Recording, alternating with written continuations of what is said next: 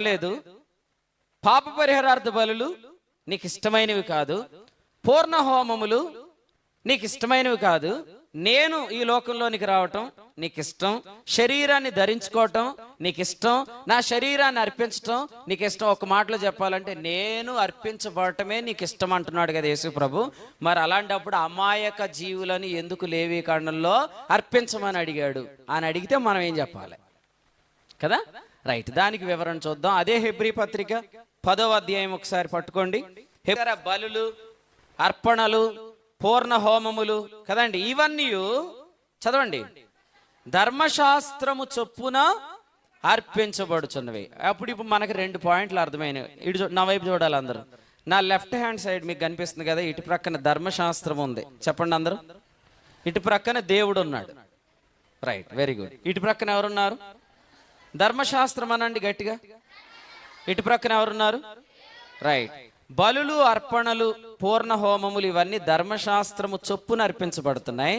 యేసుక్రీస్తు దేవుని చిత్తము చొప్పున అర్పించబడ్డాడు.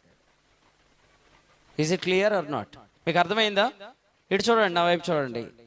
బలులు, అర్పణలు, పూర్ణ హోమములు ఇవన్నీ ధర్మశాస్త్రం చొప్పున అర్పించబడుతున్నాయి.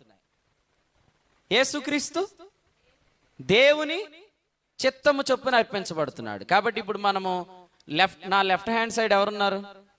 Very good. Right hand side ఎవరున్నారు? దేవుడు. దేవుడు మిమ్మల్ని దీవించును గాక.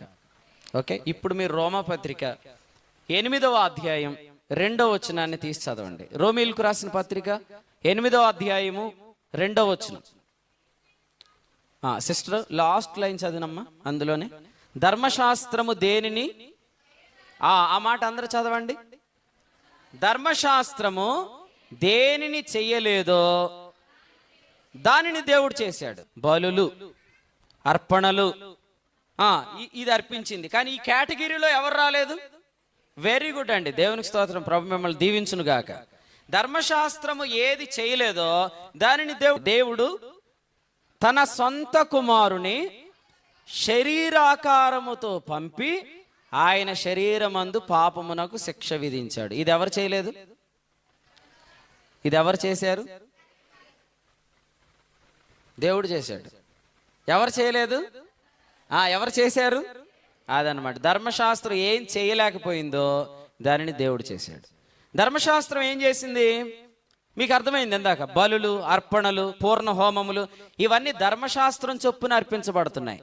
కానీ యేసు ప్రభు మాత్రం దేవుని చొప్పున, ఇంకా చెప్పాలంటే దేవుని చిత్త